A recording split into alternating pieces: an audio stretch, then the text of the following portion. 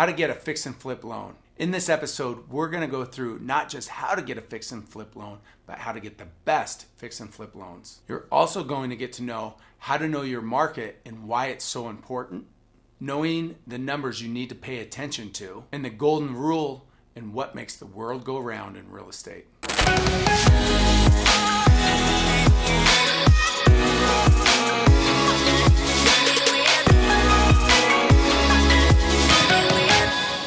So some of this you've heard me talk about before, but if you're looking to get a fix and flip loan, you have to know how to find the deal.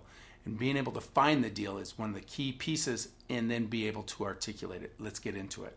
So you want to be able to find and know what is a deal. Not just find a deal. Like, you want to know your deal intimately, you want to know the area intimately, and you want to be able to articulate that. So in doing so, we need to figure out, again, your farming area. How do you find that deal? Farming. You have to know these specific areas, and you have to work these areas. You have to know them better than anybody else. Why? The reason being is, like, if you know that area intimately and you're driving by, and now all of a sudden you see a house where the grass is growing a little bit longer, or something's going on with it, maybe there's extra mail sitting there, you want to be able to be the first one to identify it, and then reach out to that potential homeowner and find out if they're willing to sell. Something's happened. But again, in getting a loan, you want to be able to find the deal first.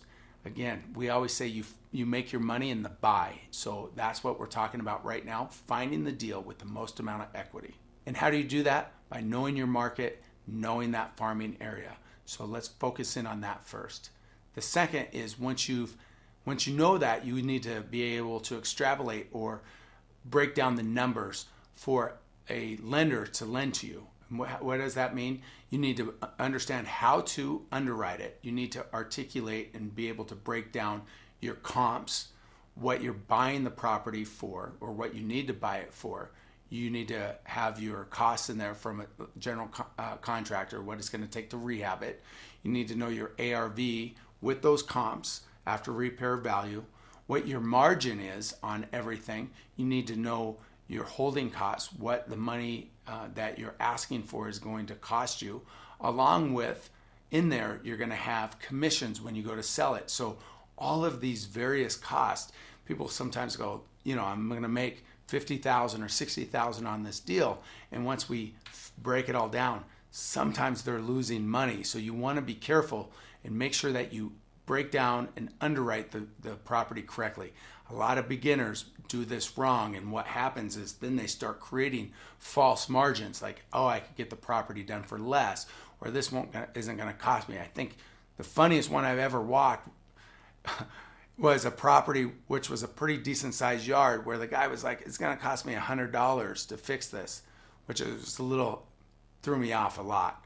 So I think that one kind of wins the award of maybe misunderstanding the margins and numbers. But that being said, what we can't do is force numbers to either, I'm going to hit a new market high and push the value when the values and comps don't support it. You got to stick with your numbers. And in doing so, you're going to attract more lenders, because they're going to be able to pull those comps and see exactly what you're looking at. And you want to be able to present that to them. If it's the same layout, you want to make sure it's the same bedroom and bath count, same square footage. You want to back into price per square foot of what you're buying it for versus what your exit is, right?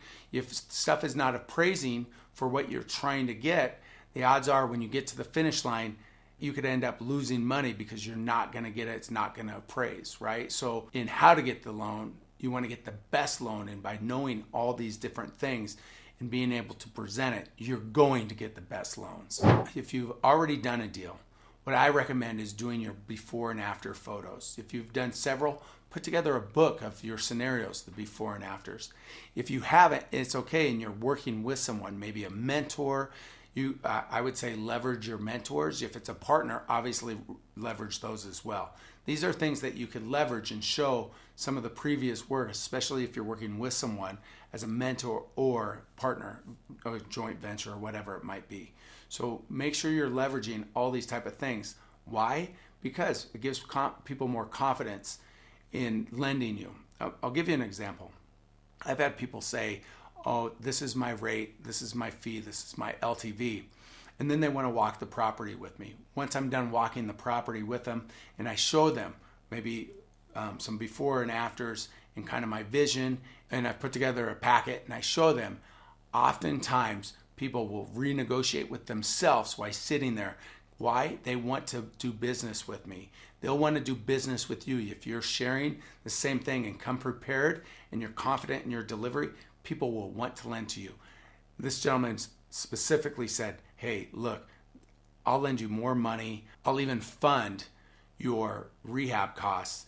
And you know what? I know I was talking about 11%. I could do as good as 8% if you do business with me. They want to lend their money, but they also don't want to lose it. So when they're dealing with someone that's confident, you're going to be able to get the best loans, highest LTV, lowest rates, lowest points by doing this work ahead of time. If you're finding this content valuable in this episode, do me a favor, go down below and subscribe. Let me bring you more content like this to you daily. Bring me into your house. Let's go. So as you do deals, and you've heard me talk about this before, do what you say you're going to do. If you pay these lenders off, the more you do business with them, the more they're going to want to do business with you. In the right type of business, I mean, you stay in communication. I often, if I'm working with an investor, I keep them informed even when they're not even asking for it. And I want them to see the finished product so they can understand what I do. This is something that you should do as well. Bring them in, let them see what you're doing. Maybe not in the middle of the project because that might scare them, but towards the end or at the end of the project when it's ready to go to market or right before, bring them in, let them see that guess what? They get to participate.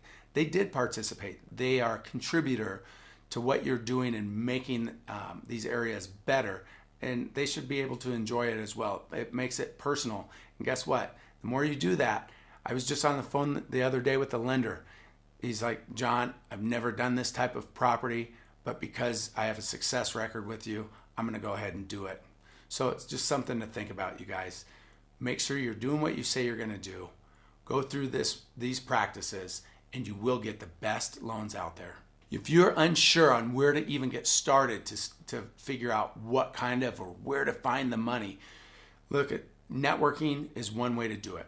That's how I find money.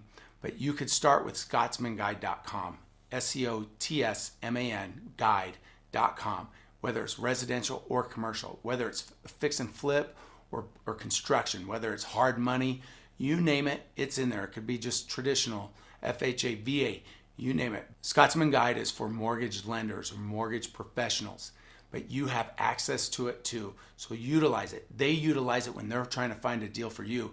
You could utilize it when you find a deal for you. Anyways, there's a matrix in there. And let me explain this. When you go in there, you click on residential or commercial. Then you could go state specific. And then you could get into what type, loan amount, LTV, everything that you're looking for. And then it will spit out the list of lenders that will do that deal for you. And then you can start calling them as you got that deal under contract and go through it. What you don't want to do is have a bunch of conversations prior to without a deal, because no one likes talking about the hypothetical. You could go in there and go into the matrix and see who could do the deals. But once you get the deal, then I would hone in on the lender and find which one best fits you and the property that you have. I know how daunting all of this could be, and we just covered a lot of information. If you still want help, I'm willing to help. Click on the link below. Get a free one-on-one assessment of where to get started with me or one of my team members. It's free. Click on the link below. Schedule it now.